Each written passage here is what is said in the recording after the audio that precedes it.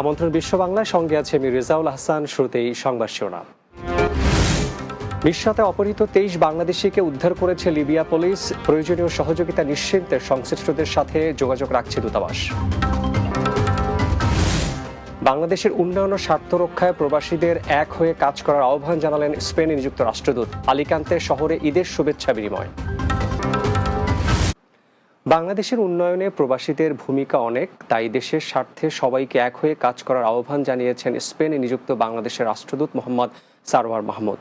Spain প্রতিনিধি লোকমান হোসেন জানান, স্পেনের আলিকান্তে শহরে স্থানীয় প্রবাসীদের উদ্যোগে ঈদ উৎসব অনুষ্ঠানে প্রধান অতিথি ছিলেন স্পেনে নিযুক্ত বাংলাদেশের রাষ্ট্রদূত মোহাম্মদ সারওয়ার মাহমুদ। উৎসবে ঈদ আড্ডা, শিশু কিশোর ও পুরুষ মহিলাদের ক্রীড়া প্রতিযোগিতা, পুরস্কার বিতরণ এবং দেশীয় নানা খাবারের আয়োজন ছিল।